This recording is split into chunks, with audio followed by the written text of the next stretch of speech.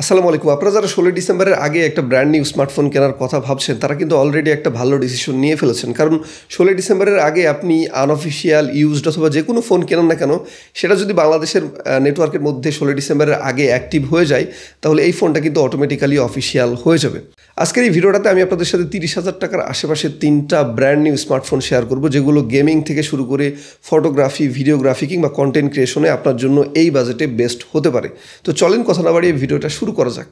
এই লিস্টের ৩ নম্বরে যে ফোনটাকে আমি রেখেছি, এটার মডেল হচ্ছে রেডমি টার্বো 4 প্রো। আপনারা যারা গেমার আছেন বা গেমিং সেন্ট্রিক একটা ফোন খুঁজছেন, তাদের জন্য কিন্তু এই ডিভাইসটা দারুণ হতে পারে। এই ফোনটা হাতে নেওয়ার পর আপনার প্রথমে মনে হবে আপনি একটা ফ্ল্যাগশিপ ডিভাইস আপনার হাতে ধরে আছেন, কারণ এই ফোনটার ডিসপ্লেটা কিন্তু খুবই সুন্দর এবং চারিদিকে একদম ন্যারো বেজেল এবং কাট আউট কিন্তু একদম সিমেট্রিক্যাল আছে, যে কারণে আসলে এই ডিসপ্লেটা কিন্তু দারুণ লাগছে দেখতে।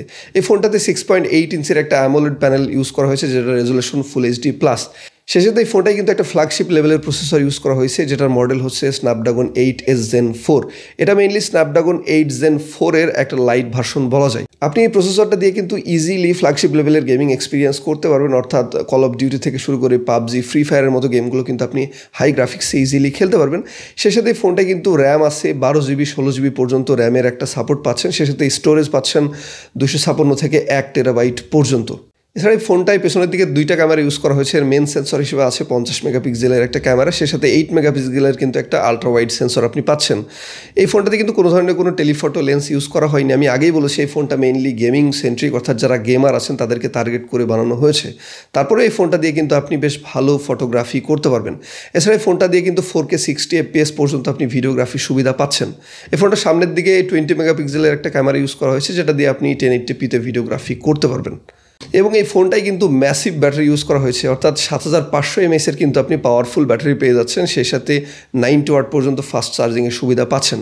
সো আপনারা যারা গেমার আছেন বা গেমিং সেন্ট্রিক একটা ফোন কেনার কথা ভাবছেন 30-32 হাজার টাকার আশেপাশে, তাদের জন্য কিন্তু রেডমি টার্বো 4 প্রো একটা দারুণ ডিভাইস হতে পারে।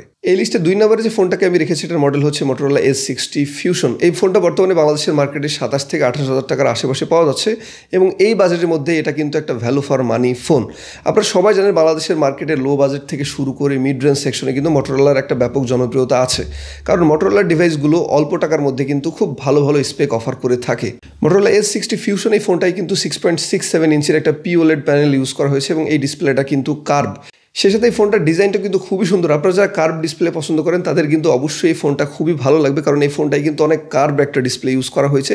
সেই সাথে মোটরোলার যে আইকনিক ডিজাইন, অর্থাৎ পেছনের দিকে লেদার ব্যাক ফিনিশ দেওয়া হয়েছে এই ফোনটাতে। এই ফোনটাতে কিন্তু একটা মিড রেঞ্জ চিপসেট ইউজ করা হয়েছে, অর্থাৎ মিডিয়াটেকের ডাইমেনসিটি 7300 এবং ইন্ডিয়াতে মিডিয়াটেকের ডাইমেনসিটি 7400 চিপসেট ইউজ করা হয়েছে। এই চিপসেটটা দিয়ে কিন্তু আপনি মোটামুটি ফ্রি ফায়ার থেকে শুরু করে PUBG, call of duty average সেটিংয়ে খেলতে পারবেন ইজিলি। সেই সাথে এই ফোনটায় কিন্তু আপনি র্যাম পেয়ে যাবেন 8GB এবং 16GB এবং স্টোরেজ থাকছে 128GB থেকে শুরু করে 512GB পর্যন্ত। ক্যামেরা সেকশনে কিন্তু এই ফোনটা এই বাজেটের মধ্যে দারুণ কিছু অফার করতেছে। এই ফোনটায় মেন সেন্সর হিসেবে আছে 50 মেগাপিক্সেলের একটা ক্যামেরা, এছাড়া 10 মেগাপিক্সেলের একটা টেলিফটো লেন্স পাচ্ছেন এবং 50 মেগাপিক্সেলের কিন্তু আলট্রা ওয়াইড ক্যামেরা পাবেন। এবং মোটরোলার ফোনগুলো কিন্তু ভিডিওগ্রাফি এবং ফটোগ্রাফির দিক থেকে বেশ ভালো পারফরমেন্স করে, অর্থাৎ এর ফটোগুলো কিন্তু একটু স্যাচুরেটেড হয়, একটু কালারফুল হয়, যে কারণে অনেকেই কিন্তু এই ফোনটার ফটোগ্রাফি পছন্দ করবে। এবং যারা রেডি টু আপলোড ছবি পছন্দ করেন, অর্থাৎ ছবিটা তোলার সাথে সাথে বিভিন্ন সোশ্যাল মিডিয়ায় আপলোড করবেন কোনো এডিটিং ছাড়া, তারা কিন্তু মোটরোলার ছবিগুলোকে অবশ্যই পছন্দ করবেন।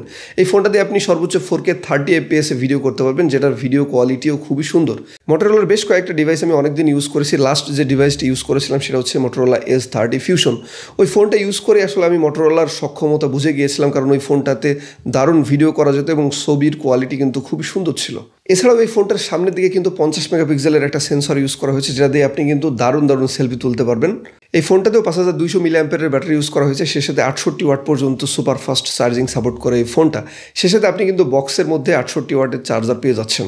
সো 30,000 টাকার আশেপাশের বাজেটে আপনারা যারা ভিডিওগ্রাফি, ফটোগ্রাফি বা কন্টেন্ট ক্রিয়েশনের জন্য একটা ফোন খুঁজতেছেন এবং টুকটাক গেম খেলবেন বা বিভিন্ন মাল্টিটাস্কিং এর কাজ করবেন, তাদের জন্য কিন্তু মোটরোলা S60 ফিউশন একটা দারুণ ডিভাইস হতে পারে। এই লিস্টের 1 নম্বরে আমরা যে ফোনটাকে রেখেছি, সেই ফোনটা 2024 সালে এবং 2025 সালে এসে এই বাজেটে এখন পর্যন্ত বেস্ট ডিভাইস। এই ফোনটার নাম হচ্ছে Honor 200। আপনারা সবাই জানেন অনর কিন্তু হুয়াওয়ের সাব ব্র্যান্ড এবং হুয়াওয়ে সম্পর্কে আপনাদের সবার আইডিয়া আছে। ফটোগ্রাফি, ভিডিওগ্রাফি কিংবা পারফরমেন্সের দিক থেকে কিন্তু হুয়াওয়ের ডিভাইসগুলো সেরা, যে করেন হুয়াওয়েকে দেখে আমেরিকা ভয় পেয়ে আগেভাগে কিন্তু হুয়াওয়ের ফোনগুলো থেকে গুগলের সার্ভিস বন্ধ করে দিয়েছে। এই ফোনটাতে 6.74 ইঞ্চের একটা ওলেড প্যানেল ইউজ করা হয়েছে, যেটা রেজলিউশন ফুল এইচডি প্লাস। সে সাথে বাজেটে কিন্তু এই ফোনটাতে বেশ ভালো একটা চিপসেট ইউজ করা হয়েছে, স্ন্যাপড্রাগন 7 Gen 3 চিপসেট ইউজ করা হয়েছে এই ফোনটাতে, যেটা 4 ন্যানোমিটার টেকনোলজিতে তৈরি। এই প্রসেসরটা ফ্ল্যাগশিপ লেভেলের না হলেও এই প্রসেসর দিয়ে কিন্তু আপনি বেশ ভালো গেমিং করতে পারবেন, সেই সাথে মাল্টিটাস্কিংও করতে পারবেন ইজিলি। এবার যদি এই ফোনটার মেন সেকশন নিয়ে কথা বলি, অর্থাৎ ক্যামেরা সেকশন নিয়ে কথা বলি, তাহলে এই বাজেটে কিন্তু এই ফোনটা দারুণ কিছু অফার করছে। যেহেতু এই ফোনটায় হুয়াওয়ের টেকনোলজি ইউজ করা হয়েছে, অতএব এর ফটোগ্রাফি যে বেস্ট লেভেলের হবে এই বাজেটের মধ্যে, এ বিষয়ে কোনো সন্দেহ নেই। এই ফোনটার পেছনের দিকে 3টা ক্যামেরা ইউজ করা হয়েছে। এর মেন সেন্সর হিসেবে আছে 50 মেগাপিক্সেলের একটা ক্যামেরা, সে সাথে 12 মেগাপিক্সেলের কিন্তু আলট্রা ওয়াইড সেন্সর ইউজ করা হয়েছে এই ফোনটাতে। সে সাথে এটাতে কিন্তু 50 মেগাপিক্সেলের টেলিফটো লেন্স দেওয়া আছে। অর্থাৎ আপনারা যারা জুম করে ছবি তুলতে পছন্দ করেন তারা কিন্তু এই ডিভাইসটা দিয়ে 3x এবং 5x পর্যন্ত খুবই ভালো ভালো ছবি তুলতে পারবেন। সে সাথে এই ফোনটা কিন্তু ডে লাইট কন্ডিশন অনেক সুন্দর সুন্দর ছবি তুলতে পারে, অর্থাৎ প্রপার ডে লাইট থাকলে এই ফোনটা থেকে কিন্তু আপনি ফ্ল্যাগশিপ লেভেলের ছবিও পেয়ে যাবেন। এছাড়া আপনারা যারা ভ্লগ করার জন্য কিংবা কন্টেন্ট ক্রিয়েশনের জন্য একটা ফোন নিতে চান তাদের জন্য কিন্তু Honor 200 একটা ভালো ফোন হবে। এই ফোনটা দিয়ে আপনি সর্বোচ্চ 4K 30 fps পর্যন্ত ভিডিওগ্রাফি করতে পারবেন। এছাড়া এই ফোনটার ফ্রন্ট ক্যামেরাতেও কিন্তু 50 মেগাপিক্সেলের একটা সেন্সর আছে, যেটা দিয়েও আপনি কিন্তু 4K 30 fps এ ভিডিওগ্রাফি করতে পারবেন। অর্থাৎ ক্যামেরার দিক থেকে কিন্তু এই ফোনটা সোনার সোহাগা বলা যায় এই বাজেটের মধ্যে।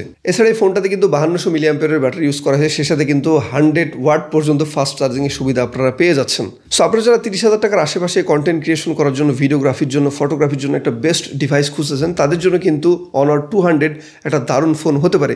সে সাথে এই ফোনটা থেকে কিন্তু আপনি বেশ ভালো মানের গেমিংও করতে পারবেন। অর্থাৎ এই ফোনটাকে এই বাজেটে কিন্তু একটা অলরাউন্ডার ফোন বলাই যায়। সো আপনারা যারা 30,000 টাকার আশেপাশে একটা ব্র্যান্ড নিউ স্মার্টফোন কেনার কথা ভাবছেন তাদের জন্য কিন্তু এই 3টা ডিভাইস বেস্ট হতে পারে 2025 সালের শেষে এসে। সো এই ছিল আজকের মতো। আশা করি ভিডিওটা আপনাদের অনেক ভালো লেগেছে। ভালো লাগলে অবশ্যই আমার চ্যানেলটি সাবস্ক্রাইব করতে ভুলবেন না। ধন্যবাদ সবাইকে, ভালো থাকবেন।